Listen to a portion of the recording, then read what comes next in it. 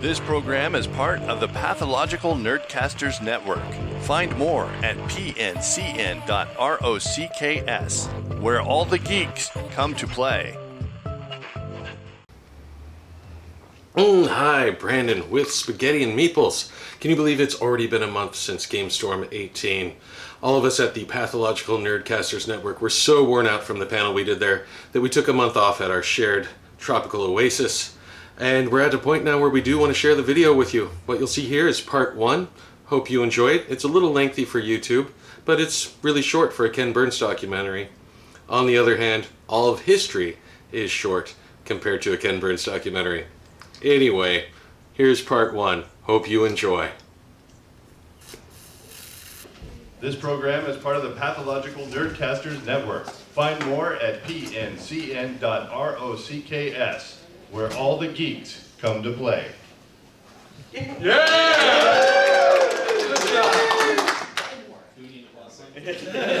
So thank you. Everyone, welcome to Gamestorm 18. I am your host, TC. I am the creator and co-host of the Tattered Board Podcast. Right here was my lovely wife, who does it with me, who's Carissa. Say hello. Hello. And we have Andrew. Mayor, thank you. I'm the host of the soon-to-be launched Level Up Design podcast, where I interview designers of all different types, not just game designers, but video game designers, board game designers, graphic designers, industrial designers, everybody talking about the process of design, what it takes to come up with an idea and actually have it in some form survive the process of development. Sweet. Brandon of Spaghetti and Meeples. Yeah, we do video, we do podcasts, we do written reviews, and if you have questions or answer a question, I might throw something at your head. And finally, we have Jason, my good friend Jason Hancock of the Docking Bay 94 podcast. Thank you. Welcome. Yes, my co-host lives in Arizona, so he is not here, but I am one half of the Docking Bay 94 podcast. We have two different formats. The main format is we have different industrialists from the board game industry, whether it's podcasters, bloggers, designers, publishers, all across the realm talking about why they do it, how they do it, kind of the creative side and how to get from point A to point B and on. And then our other one's just short, me and Wash talking about games that we played and Kickstarter, and so on and so forth. Tell them about our network. Our network. Well, we've got 4 video loggers now, a couple podcasts, some bloggers. We're just slowly kind of building a network so we can all help kind of cross-promote each other and have a good area to come. Not just board games, but kind of all across the game culture is what we're looking for. And if anybody's interested in contributing to our network, please get a hold of me. We're always looking for contributors, reviewers. We got What Did You Play This Week podcasting all the way from, where are they from? I think Ohio? Yeah, somewhere that way. Somewhere in the middle of nowhere.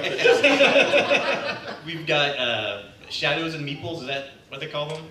Watch games we got online. Games, yes. And so we're always looking for contributors. If you want to contribute, we'd love to have you on. We just started this in November and it's really taken off and is a lot of fun. Yes. And I don't know why you went with my name suggestion. I was at work with the doctor. I told him you're not part of the network, so that's why. Yeah, that might really help, Jason. That might really help. So we're just going to introduce some people, get them going. So the first group I want to bring up is our podcast people. So Richard, get on up here. Mike, Eric, come on up here. Yes. While they're making their way to the stage, I just want to thank each and every one of you for being here, because I woke up in a cold sweat in the middle of the night going, there's going to be one person. One person in the audience. I've done that before. I would have made it awesome. It's its own kind of awesome, right? It's its own kind of awesome. But thank you all, honestly, for being here. I appreciate it. Yes. We all do. Yeah, thank you all very much. So this is our group. We are the Tattered Board Podcast. We are a conversational style podcast. Me, Carissa, and Mike got together and we were like, let's just do a podcast and see what it's like. And it's actually taken off. We have a lot of fun. You can find us on tatteredboard.com. You can find us on the PNC and Rocks network, and we're on iTunes. And we are always Fancy. Yeah, fancy. I'll tell you what kind of nightmare that was to get together. Jeez. Goodness, that's a mess. We typically like to talk to people in their favorite games. That's what we're called the Tattered Board, because I really enjoy when people bring out a game and it's just tore to pieces. And I know that people really enjoy it, they know how to play it, and to learn that type of a game from someone is an awesome, awesome experience. So we typically like to have people on our podcast just to talk about their favorite games. Sometimes we do interviews. We like having your local designers up. We had Joey up from North Games. It's a lot of fun. But we'd like to announce our new member. We have Eric Rasmussen. Hello. Yeah. We have Richard. Hi. And while you guys are up here, I want you to talk a little bit about Circus Maximus. This was the most amazing thing I've seen at Gamestorm. This has been nuts. Yeah, so 5 years ago, Seth Howard brought this copy of Circus Maximus that he has modified.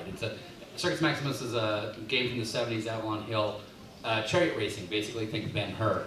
But what Seth did is he took what amounts to a tablecloth, a canvas, there we go, and he made this board. He just enlarged the board, and he got miniature chariots, 8 miniature chariots, 4 horses, the whole 9 yards. His wife painted them up in 8 different colors, and he runs this giant game.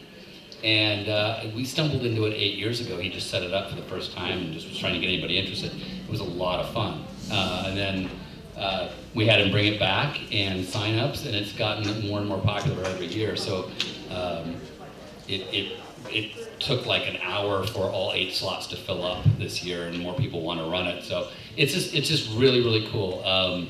There's dice rolls and there's critical charts and things like that, but he runs it pretty smoothly. There's a lot of trash talking, which is perfect for it. But everybody has a great, great time. But it's really, for me, the highlight of Gamestorm. So how did you fare, Eric? I finished 7. Out of 8. I was front running, but that's usually a bad situation. So, yeah, I've now done this 5 years in a row, but it's a lot of fun. And before we briefly tell them how you trampled someone who was winning. This is the most amazing story, guys. This is great. Yeah, so my one victory in this game came about 3 years ago, and my friend and I were in these light chariots. We were out in front, everything was great, and he had flipped coming out of a corner, and it was just completely destroyed. But just because you flipped your chariot doesn't mean your driver actually dies. He's still being drugged by the horses. And they just continue to run in a straight line. Well, we hadn't really thought about it because we figured he'd die because you take damage every turn. And we get right to the end of the game, and just before his horses go to cross the line, I asked Seth, is he still alive? And if he is, does he win? Seth said, yeah. So the only thing I could do was hope that my color came up before his color, and if it did, which it did, I could run my horses across him a couple of times and kill him, which it did. So it was great because he had left the game. He'd been gone for like 20 minutes off finding food or whatever, but he was winning and he didn't even know it. It was great. So my group, is there any Gamestorm experience you want to talk about? Anything you've played you want to talk about briefly that we can yak about? Who wants to be next? Don't even bring up Dark Moon. I wasn't going to talk about that. I was going to go with First and Goal. Okay. Because in this game, it's a football game, and it's the board is magnetized, and it looks exactly like a football field. So it's all laid out as hash marks and all this stuff, so you have to do the math in your head to figure out, okay, if I'm on the 35-yard line and I punted it for 42 yards, how far did the ball go? Where do I put the ball on the field? That type of thing. You roll dice to get your yardage and that type, and whenever you are on offense, you have a special die that you have to roll. You had to roll dice. I had to roll dice. In a football game. This is something. It's like a double whammy It's like for a you. double whammy for me. You're a Cowboys fan, man. Romo was in the game. He was in the game because on the special play die. Before or after injury, Roman? Yes. During. We injured him in the game. He kept playing. You roll this special die. If it comes up with a T, on that, then you have to roll the referee die. If the referee die also comes up with a T, you fumbled the ball and the other side recovered. So you look at that thinking, I've got to roll a T on 2 separate dice. It's, okay, it could happen, but the odds of that happening, 4 times in a row. I did it, TC did it, I did it, TC did it. It was amazing. We decided we were probably playing high school football in winter. I was going to go with the Browns. The Browns would have done better than what we were doing. But we had a blast. Yeah. Like yelling at each other and just rolling dice and going, stupid game, throwing cards. It was pretty fun. How about you guys? Anything you didn't know you're only here for 1 day? Yeah, I actually had the chance. I was walking around and I happened to run upstairs just as some indie games were going on, and I ended up playing one game called Monster Draft. And what the game is, it's kind of like you're DMing almost a Dungeons and Dragons game, but you're also playing at the exact same time. So this was created by a guy named John. He's Johnzo at johnzo.com.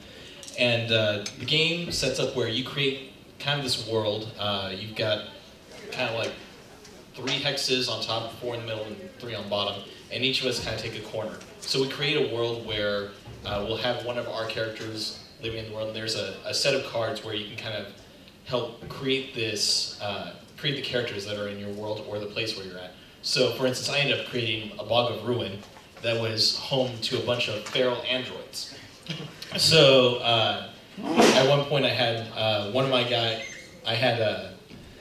of the guys end up there. He was kind of this ethereal being, almost like a living brain. He ended up eating one of the androids and being hunted down by the pack. Eventually, he took that android that he ate and turned everyone else into his slaves. So that's kind of where I left off in my world.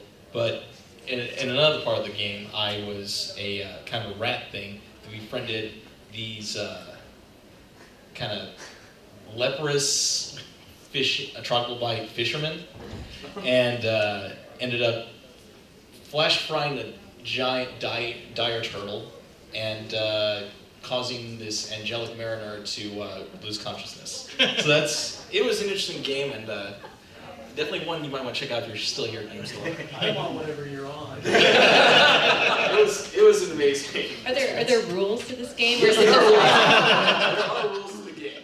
Because it sounds like something that my 6-year-old plays out at recess. It's kind of whatever comes up on the cards. I mean, you can create something a little more cohesive, but at the same time, just kind of letting it go like that was kind of an awesome experience. Oh, I got here late, so I managed to get 1 game in before this panel, and so I played 7 Wonders. I don't think anything else needs to be said. So it was fun. Did you win? No, I did not. I came in second to last, but our point spread was like the top point was 54 and the last place was 50, so we were all like right there, and we all had different strategies, and it was fun. It's nice to play that game. I think that's the first time I've played that game in a long time without having to teach it to anybody. We all were familiar with it, so it was just like going, and we're talking, and did you play all the expansions or just the basic? we just did the base for this one. We just wanted to get in a quick game and not have to do a learning curve. I hadn't played any of the expansions yet, so sadly. It was fun. Awesome. So how about you guys? Let's have everyone up here. How about you, Andrew? What have you played that you really enjoyed? Well, I played Dune last night. With someone here, with Chase, who was in the audience here, and Ryan Spengler, who's doing Soul Last Days of a Star. So that was pretty fun, and he just kind of dragged me in. I'd never played before, which is not the best way to play Dune. But I learned a lot and had a really good time. And So you're saying you don't ever want to play it the first time? I don't ever want to play it for the first time again. And then we had a really interesting. So we did this whole thing. We played the whole game, and then the Bene Gesserit. Yeah, I'm gonna tell you that story. The Emperor won the game on the last turn, basically because of all the crazy crap that happens in Dune. And then the Bene Gesserit just threw out the card and had nailed both who won and what turn and took the game. Wow. She predicted it to took it. Yeah, wow. the psychic power. So That's that amazing. was pretty insane. Oh, and but everything happened. The last pistol meets shield, destructo combat, and actually on the first turn I ended up the Fremen came at me and I ended up having their traitor card in my hand, and boy, that I think took a little of the fight out of the Fremen to lose their top hero and all their dudes in the first turn. Nice. So, where's the print and play guy? Raise your hand. Dune, as everyone knows, is tremendously out of print because you can't get the license anymore to publish it. Talk to this guy; he can get you a copy. Because I want it, and I talked to him. I want Dune. I want Dune. Okay. Yeah, and it's beautiful. It was a really beautiful set. I've been up there, and it's felt great. I was Yeah. eyeing it when I was doing our prototyping up there at Print and Play. It's like, no, must. No, can't. We'll pose it. Okay, Brendan, anything you played you want to talk about? Yeah, but first I wanted to ask anyone who's played Rex and Dune and how they compare. I've played Rex, but I haven't played Dune. Has anyone played both? No one? Because that's what I keep hearing is that if you can't get a hold of Dune, go ahead and get a hold of Rex. So, no? All right. I'll have to do it myself. I want to promote my friend.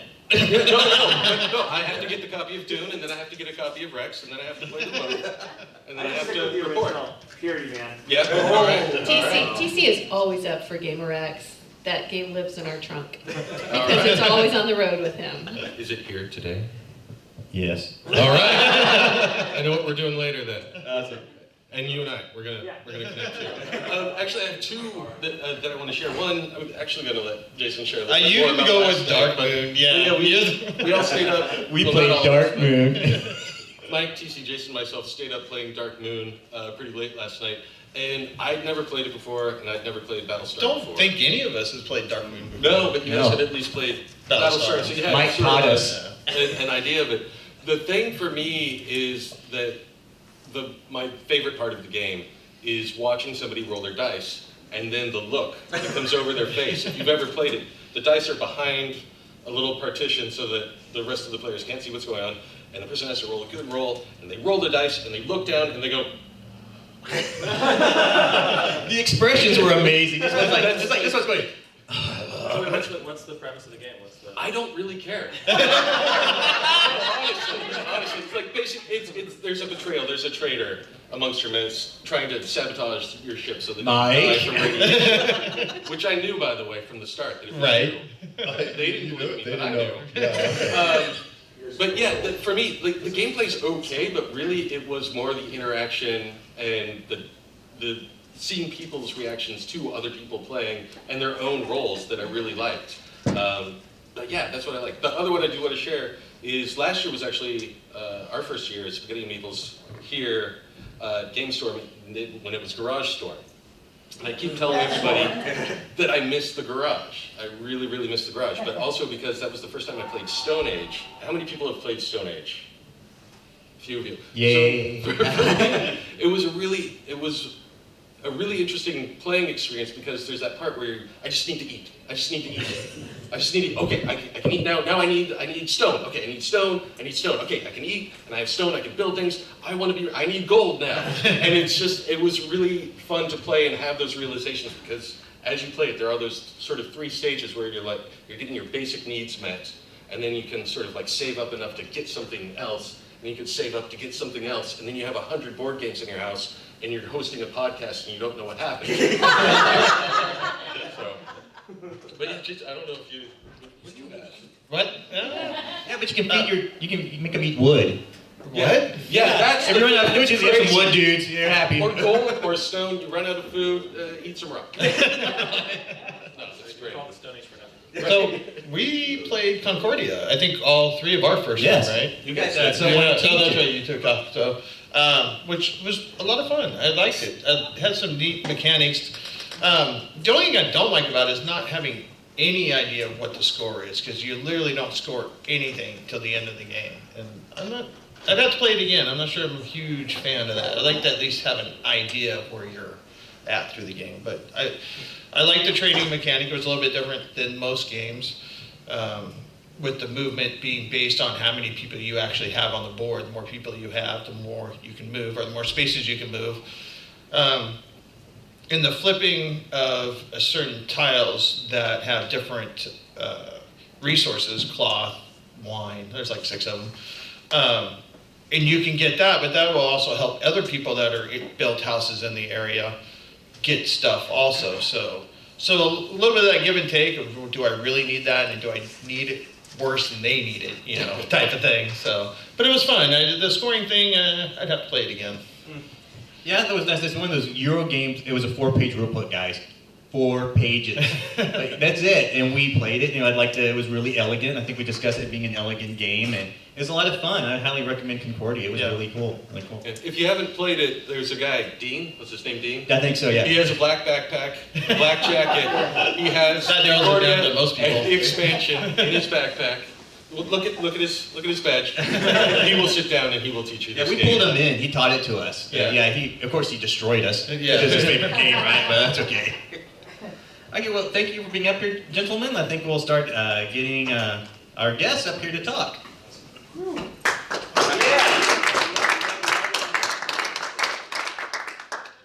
The first one I want to get up here is Miss. I think it's very important. She is a part of hospitality here at Gamestorm, and I think these people get little to no recognition. So I talk a little bit about hospitality, because I was looking for volunteers, and this isn't it's okay. Hi, I'm Miss. Hello. I work in hospitality. Does it fill you with joy? Yes, it does. Yes, you enjoy working? Actually, yeah, I really do enjoy working in hospitality because apparently that's where I live. I haven't seen the light of day. What day is today? It is Saturday. Crap, I need to sleep. So how do people, if they want to help, how do they get a hold of you guys? You walk into hospitality, you say, hey, Miss, I want to help, and I'll be all like, do my dishes. No, but for serious, I've been doing this convention now for 4 years. I've never attended. I just found out yesterday there are games at this convention. I didn't know that. I spend about 2 months prepping for this. I spend a month going over the menu and going, no, they won't like that. No, they won't like that. Oh, they might like, no, they won't like that. Meat and cheese. I don't know why I agonize over this. You guys put out an incredible spread. It's really amazing. And I always take donations, so feel free. If you go eat there, throw a few bucks in, guys. Really important.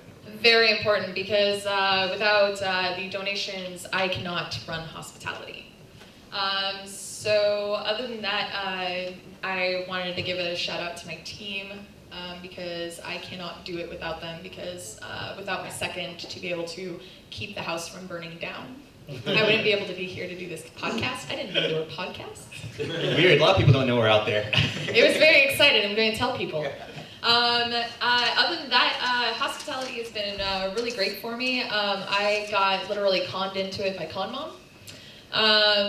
1 year, they gave a shout out, it was my first con here, and I had an 8, and so the first place that I went to was hospitality. And Con Mom was sitting in the corner crying because she's the only one there.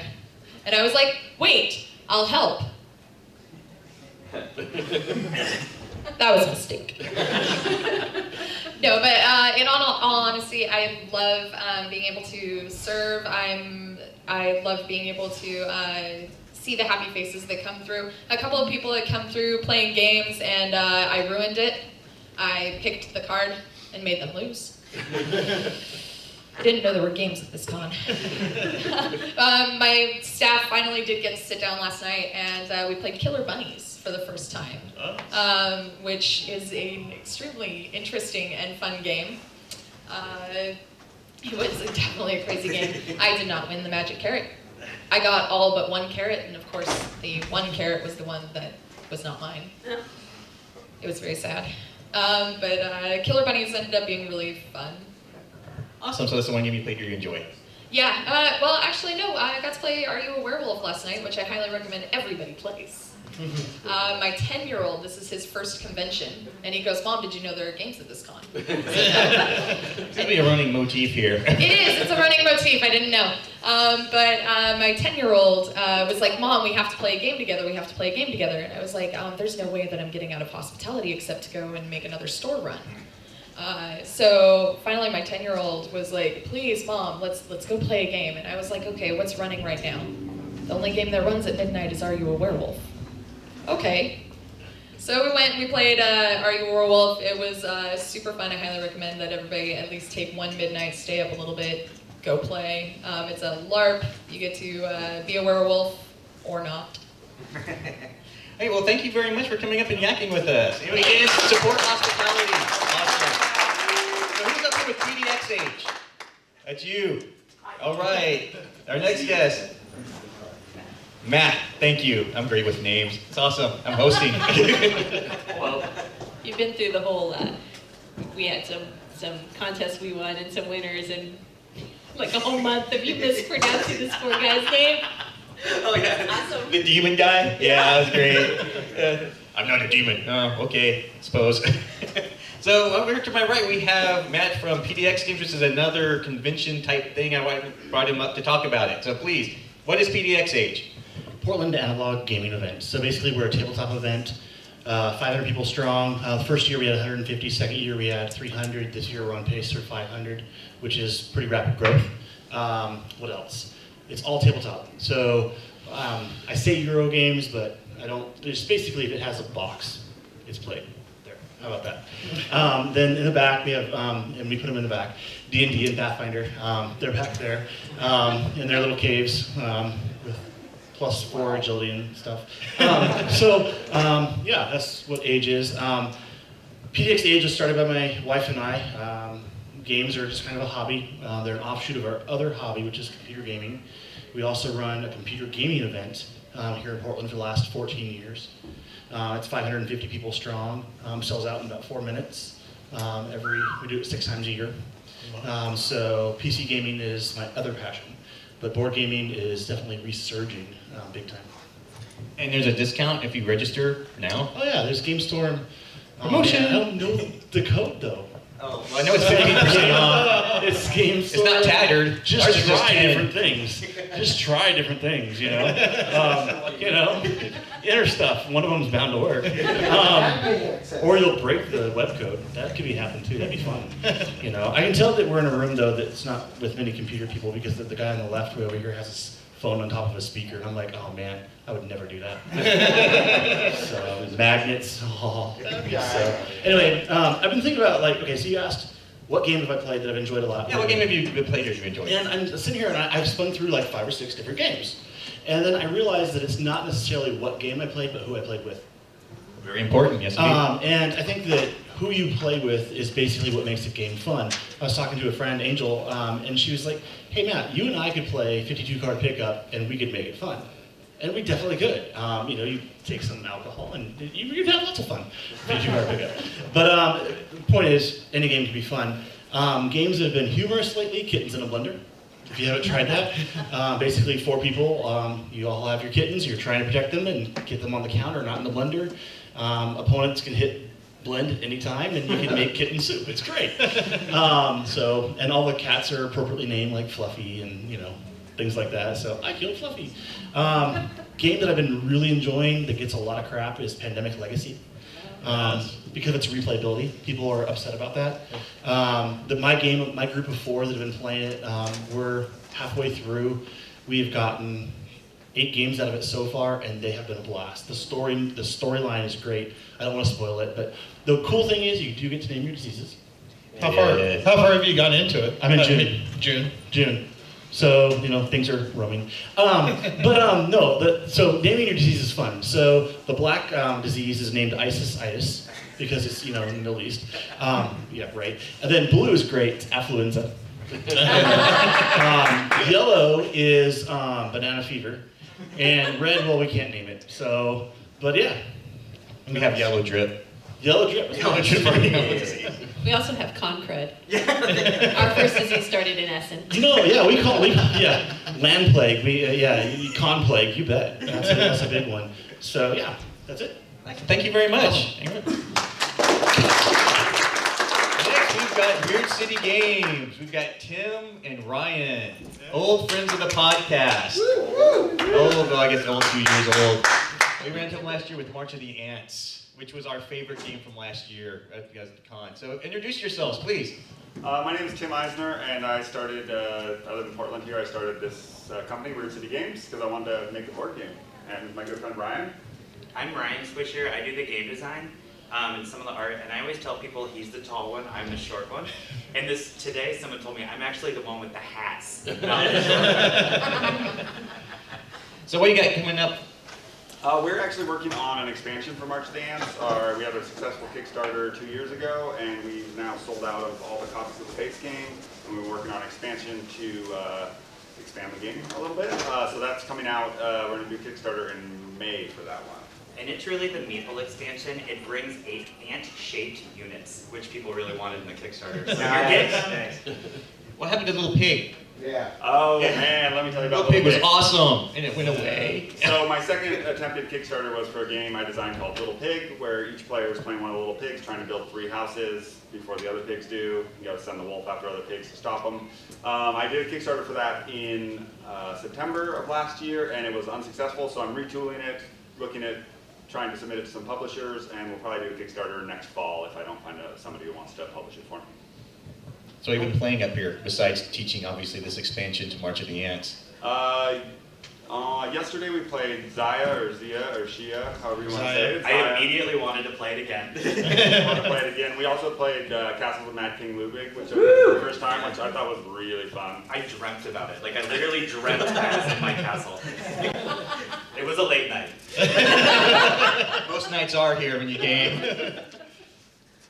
And that's my fish! The awesome penguin game. Yeah. So I have to ask, I saw you last night in a costume. What was up with that? It's like it's Tim. He looks different. What's up with So, I have a moniker named as the Red Wizard. Is another, I spin fire and juggle and do some other circusy stuff, and so sometimes I wear a wizard cape and dress up as that person. Oh, okay. And he's got some literal fire tricks. They're awesome. Do you spin fire in a cape? No. Okay. I'm glad to hear. I want to try now. As a former safety person, I recommend it. So you're gonna be demoing it anymore up here? All the scheduled demos are done, but I think I'm gonna try and get some impromptu sessions for tomorrow morning, either at 10 or noon tomorrow. So if you're interested, we've got 3 copies, so we can get as many people in as possible. Just find me and I'll get you on the list. Would love to teach it to as many people as possible. And we're just loving the feedback. Like every other version of this game, all of the feedback we've gotten at Gamestorm has really shaped the game. So thank you everyone who's played with us this weekend. And you had another game you were working on. We got Dungeon Hustle, we got Human Migration, we got Space Miner Council. Nice. So yeah, be sure to check these guys out. They're really good. Their games are really fun. And thank you for coming up. Awesome. Thank you. We'll get together. Okay, Joey and Drew, come on up. You're doing this one because you met these people. This is yours. So yeah, this is Joey and Tim with Gnork Games. Steve, not Tim. Oh, Steve, sorry. This is Joey and Steve from Gnork Games. TC just crossed off his name. Yeah.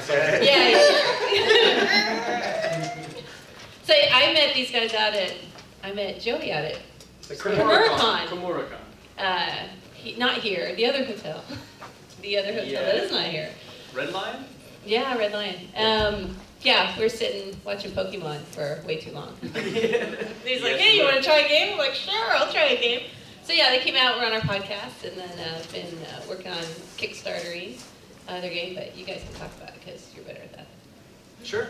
Well, we launched our Kickstarter at Wizard World. We actually had a booth at Wizard World, and we're doing demos all weekend long. We must have done 250 demos of our game, which was fantastic. At least at a certain point, you kind of lose track. It's like, oh, there's no one here. Hey, you, come over here. So that was great. It's currently running. It runs actually until tomorrow at 8 o'clock. So if you want to check it out, it's Field Tactics. Nitra's Veil is the name of the game. It's by Gnork Games. That's Gnork. Yeah, this ended up being Carissa's one of her top games last year because she got to play it at KimuraCon. And they guys went up here and we got to play it. It was a lot of fun. It was really good. I don't know what to say about it. I mean, it was a lot of fun. You were bitter at first because Carissa gave it a top 5 and you had never even Yeah, I seen was like, it. what is top 5? What the heck? I didn't even play this. It was no. I was like, that's great. I didn't even talk about it. Exclusive content. It's nice. It was really odd because when we were playing the 4-player version here, and I was watching these two on the same side here, and they're like, this is, whoa. They didn't know how exactly to behave because apparently they're always adversarial here. So it's like you put them on the same side of the board, working towards a common goal, and they're like, how does this work? What are we supposed to be doing here? Yeah, it was interesting because it took me one game to play it, and then me and you went at it, and we just drug that thing out forever. It was really interesting. I think you and I took it to the upper echelons of what you can possibly do in the game without somebody finally winning. I mean, when you take a game that is magic meets chess is basically the way that people describe this thing, and it's strategy packed, and we exhausted our brains. I think I heard gears break in both of our heads at that point in time. Is your campaign still going? We are live until tomorrow at 8 p.m. So. And if this doesn't go through, how are you going to be able to play your game? Well, we have a plan for that as well. So if things don't be successful, which we're naturally going to be blaming everybody else for that. It's not our fault by any means. You can blame me. So if it's not successful, our next plan is, the Kickstarter is to do a big print run by getting overseas printing done. So if that doesn't happen, we're going to try to small scale it down and go for a smaller localized print run. Obviously it's more expensive to do so, but then our next plan is to hit Rose City Comic Con. We're going to get a booth again and then have the games physically there. That's what we discovered at the Wizard Worlds is people didn't transition to the Kickstarter as much as we wanted, so they actually wanted to buy the game on hand. So we're going to do that. We're going to have it available on hand after that. What a thought. Who would have thought if you had something that people enjoyed, they wanted to buy it here and now and didn't want to wait? Who knew? Weird. Do you have any other plans besides Field Tactics? Yes, we have a couple of other games under design right now. Just kind of like game designers never stop developing. While we're playing another game, Cutthroat. I don't know if you guys have seen the wood board out there. Yeah, Cutthroat is awesome. It's like, oh, hey, this gives me a couple of ideas of what can be done here. So, and then we've got a space-based game that is under development. So, lots of different things. Well, great. Are you going to be demoing Field Tactics here? We will be doing demos this afternoon and evening, and then looks like we're also kind of on tap to, next stop is PDX Age here. I dropped our information over there. We're trying to get in contact, or trying to get all that ironed out, and then apparently there's something next weekend, Monkey something or other that Monkey Comics Frankenstein. Okay, Monkey Comics Frankenstein that we may be... Okay. Hey.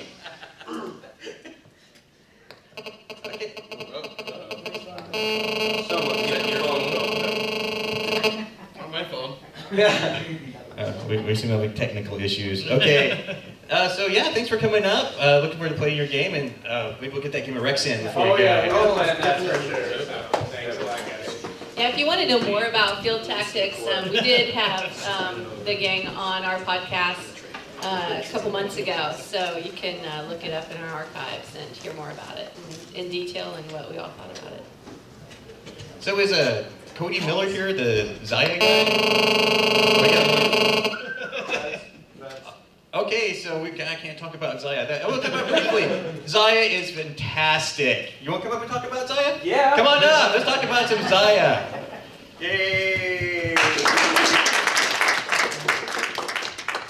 So this is, I don't know your name. I know you do the print and play stuff. So it's Chase. Hey, Chase. Hello. So yeah, I actually got to do a playtest earlier with Cody Miller. Not to switch from Zaya, but Zaya's a great game. It's a space exploration, really open-ended, and you're building your ship, and then all of a sudden you upgrade it and add new weapons, and it has this kind of cool, almost build your own adventure feel, which I really enjoyed about the game. Actually, and you get your shirt and cardboard clothing that's Zaya based. Nice. But yeah, I got to hang out with Cody and actually do a playtest of his. He's working on a new game. I don't know if it has a working title. That surfing game? Well, he's got that one. Okay. That's not the one I played. That one looked cool. But this was really neat. The basic concept or idea is D&D in a box. I don't know how many of you out there are like the gamer. So whenever you get your friends over and you're like, hey, maybe we should try D&D campaign, they're like, great, run it. And you're like, ugh. I'm definitely that person in my group. Cody's that person in his group. And so the idea behind this is trying to get like a D&D in a box. So you can just open it up. No one has to be the game master. No one has to make these like long, in-depth campaigns. It's kind of the self-run thing. It was cool to get all these different cards and like these different layouts. And we ran around. We played it for a couple hours. And it was a fantastic game. It was still early development, but a lot of fun. Okay. And before we get you off, talk about your company. Yeah. Woo-hoo! Yeah. Freudian slip. So I work for Print Play. It was really fun to see the Weird City guys come up here, as well as the last guys who are up here, because I know them. They've been in our shop, and what we do is kind of threefold. First off, we make out-of-date games like Dune and other things where you can go on BGG or other places, get the files, send them to us, and we'll turn it into an actual physical game so you can play it. Second thing is the kind of the parts upgrade. We have those wood cubes, those metal coins, some of those other things. When you've got that great game that's just not quite there, some of us can get a little fancy pants, and so if you want some of those things to be kind of upped, or that old artwork and you want to replace it maybe with some Rex or old the movie artwork, certainly can do that. And then the third thing is the prototyping, where if you want to get your game out there, you want to get it played, you want to get those prototypes made and get it into people's hands, we do quite a bit of that. All right, awesome. I've been hoping to get you up here to talk. So thanks for coming up. Yeah. Awesome. So we got some gentlemen who need a lead. Yeah, let's get you up here so we can get you on the microphone. And as they're making their way up, Cody, also, there's a surfing game. Did anybody take a look at the surfing game? Yeah. That looks really cool, too. Yeah, it does. I want to go demo it, but I'm busy. He didn't have it. He was hoping to have the production. Yeah, he doesn't have it. But he doesn't have the punch out doesn't actually punch out. So yeah, he was kind of bummed. So Brandon, why don't you introduce these gentlemen to my right? So we're just talking to them. Actually, I think it'd be better if they introduce themselves because they need to get out of here. Who are you? I noticed you're having a nice that shirt is from Clerks 2, right? Yeah, that's cool. We're Bob and Dave. We're the Spirit of 77 guys. Oh. So tell us. That's it. Thanks. Thank you, Gamestorm. Good night. Well, no. So the thing that actually TC and I were talking about this, as far as like if you had sort of like the elevator pitch to tell people about what you have going on. Sure. Wouldn't you like to be the $6 million man driving the General Lee to go fight the baseball furies from the Warriors? Yes. That's our game. Yay. Hell yeah. Good night! No, I have to say my wife. No, seriously. This is a game go about 70s action, TV, movies, characters, music. Lets you play Ziggy Stardust. It lets you play Jim Rockford. It lets you play Shaft. It has all the things that we like from 70s pop culture, and we've included it in one RPG. It's powered by the Apocalypse, and it's available, here's my pitch, Indie Press Revolution and Guardian Games, and also online from spirit77game.com. Yeah! And yeah, I was actually just looking at it there. Highly recommend, pick it up, take a look at it. Just really well put together, good art in addition to everything else as well. So, very impressive. It sounds like it's Quentin Tarantino, the board game. That's funny that you say that because when we did the Kickstarter campaign, we were first-time game designers, so we weren't 100% sure of what to put into our video for our Kickstarter because it's an RPG, what do you do? So we actually acted out a parody of Pulp Fiction with the two of us wearing suits with not unlike that, and going and interrupting a game of D&D, not unlike when they go in and shoot the guy in the beginning. And it actually did very well. A lot of people, you can actually see in analytics and the statistics of how many people watch and finish the video, and we did really well. And so people would actually say to us when we would walk around cons, go, "Are you Bob and Dave? Yeah, I love you guys!" Thank you. Flush, and then you kind of go on about what you're doing. But yeah, it did very well. Excellent. Oh, go ahead. You guys working on anything else? Ooh, yeah. We got a few things going on. We got a few things going on, and other supplements coming in, some other projects, so please check us out on the monkeyfunstudios.com. Yeah. So what game have you played here at the convention that you've really enjoyed? We've been playing madly Sentinels of the Multiverse. Yeah! There you go! Did you guys get on the Kickstarter for that? We're literally playing the board game while we're playing it on the iPad. Did you get the? Well, there's like a. The final apocalypse, right? Yeah. I have a buddy who's super into that. Oblivion. Yeah. Hi, Yeah. sorry I'm crashing your thing here to give you a giant pixel fish. Yes! All right! Giant pixel fish! Thank you. Yeah, it's awesome. Stranger. Thank you, nice person. We didn't plan that. We're improv. So when you backed it, I saw that that Kickstarter, they had like a $400 include everything. We've been playing this weekend our buddy Jeff's big old box, and it's got stuff we didn't even know existed in there. By the way, hey, can we segue? Segue away. Although I had to run a game, so we got to head out. But actually, that gentleman over there is Jeff Combos from Exile Game Studios from Hollow Earth Expedition. And he's doing a Kickstarter right now, and I'm actually gonna let him wave it around because he's our good buddy. And actually, come on up. Bring it up, Mr. Glacier, come on up. Yeah. And thank you guys for having us on, by the way. Absolutely. Thank you. Thanks, guys. Tell us about yourself. Best opening act ever. I'm Jeff Combos. I'm the creator of Hollow Earth Expedition, the role-playing game. Take a look at that. I just brought a book just to show. It is essentially Indiana Jones meets Jurassic Park. I describe the game as it's about feeding Nazis to dinosaurs. Oh, that is awesome. It's actually been around for a long time. That's the soft cover that we did after we sold out the hardcover, and I've been really, really fortunate that it's had a very loyal fan base. So I've taken Hollow Earth to the surface world, and we've moved on to Mars. So kind of all the major flavors of pulp, right? So if you like John Carter, Flash Gordon, then that's kind of one piece of it. The Shadow, the Rocketeer's another piece, Tarzan, that kind of stuff. So we're doing a Kickstarter right now, Perils of Mars, which is a bunch of adventures for Mars. I mentioned those loyal fans. We funded in an hour and 45 minutes. Nice. Really talk about lucky. So we're just unlocked our 4th stretch goal just before I came down here. We're approaching 400% funding. 12 more days left. Woo! Nice. Congratulations. Yeah, that's great. So I actually just want to take a moment to thank all those people because I can't do what I do without them. And wow, are they great? What else have you been playing? So I introduced a couple of friends of mine to Sentinels of the Multiverse, which is you're getting a lot of love around here. Yeah, which I also backed on Kickstarter and love those guys. I've met them several times now, and I brought down my iPad, which I have not seen since. We literally had to get Bob to shut down the iPad so we could play the physical game. And then we needed to come here because there were games to run, and we kind of put a tarp over it so it would stay. And so we've been doing a lot of Sentinels. Every time we talked about playing Sentinels, it's usually I played on the iPad. Do you have the cards? Yeah, but I played on the iPad.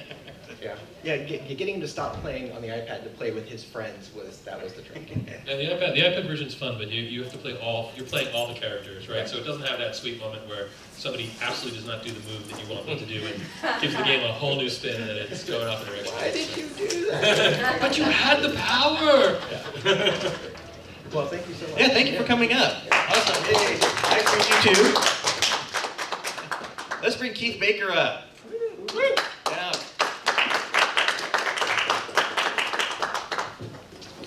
You may have heard of this guy. He did a D&D campaign called Oberon, right? Technically. Yeah. Kind of neat. I was like, ooh, that's cool. You designed a campaign for Wizards. Yay. So tell us about yourself.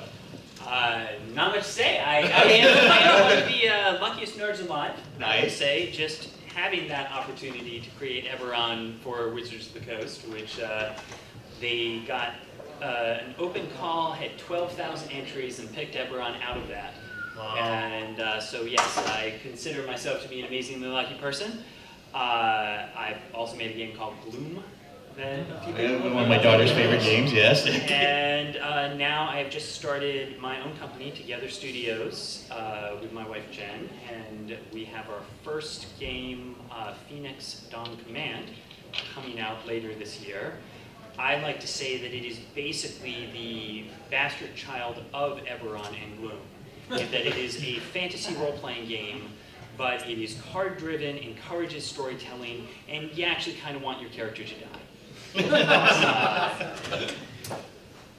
So I have to ask you, I noticed that Gloom got a Munchkin version. How does it feel to have a Munchkin version of your own game out there? Well, I actually designed Munchkin Gloom, and it was a very interesting sort of question how we wanted to handle it, because they sort of approached us, and I'm like, oh, all right.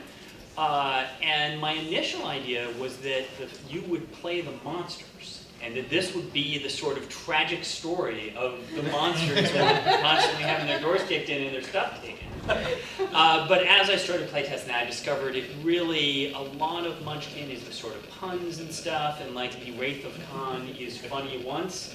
It's not really something you want to tell a whole story about. And so instead I shifted it, and it is basically the story of the worst TPK ever, you know? And because everybody has stories about the worst thing, the worst time you roll the dice, and to me that's what Munchkin Gloom really is it's just role-playing tragedies. But it is kind of funny, this game about a parody of a different game. Yeah, we really enjoyed Gloom. You guys have any questions for him? We got that design. Yeah, so Munchkin Gloom, does it have the ending rules condition? It sounds like it's about killing them off, because that's always been the big issue for me, is the Munchkin ending, right, where everybody's killing off. People do ask that, is it Munchkin with a Gloom flavor, or is it Gloom with Munchkin flavor? And it's Gloom with Munchkin flavor. So you have a party of adventurers, you are playing tragedies on them, and you want them to suffer miserably and die, while your opponents, you keep them alive and wealthy and happy. The sort of trick to it that makes it particularly Munchkin-y, aside from the subject matter, so you have things, we get to break the fourth wall a little, so you can plummet down a pit, or be munched on by a manticore, or something like that. But you can also date the designer, for example. And what makes it different from other Glooms, aside from that theme, is there's a little more of doing bad things to other people, because that's very much a Munchkin thing. So things that would normally be draw 2 cards when this good thing happens to you are draw 2 cards from the player to your left, just so someone is suffering out of this. And we also have events that trigger themselves, which captures a little bit of the sort of curse unpredictability of Munchkin. Oh, very nice. But it is interesting. I'm currently playing around with a science fiction version of Gloom. And it's mainly interesting to get things, because the whole drive of Gloom is storytelling. Is giving people a basis to tell stories. And so having things where people are familiar with the genre, the tropes, etc., makes that a lot easier for people. Oh, very nice. Nice. Do you want to ask any questions? Yeah. What else have you been playing here at Gamestorm? So the new thing I played was, I want to say it's Valeria. It's Valeria. Yeah, and I never played that before. I've already ordered it. I couldn't find it here. I would have just bought it right here. But yeah, I had a great time with that. And it reminded me a lot of Machikoro, but with the fantasy flavor, which I enjoyed. So other than that, I've been playtesting science fiction Gloom. There you go. Okay. Well, maybe wait. Before you go, are you still playtesting it then? Yeah. All right. Excellent. We'll find you. Excellent. All right. Are you going to be running any demos, or can run you down to play your Munchkin Gloom? Unfortunately not. I was mainly doing it this morning. So yeah. But anyhow, you missed your chance. We did. Never last. Okay. Well, thank you. Thank you very much. Thank you.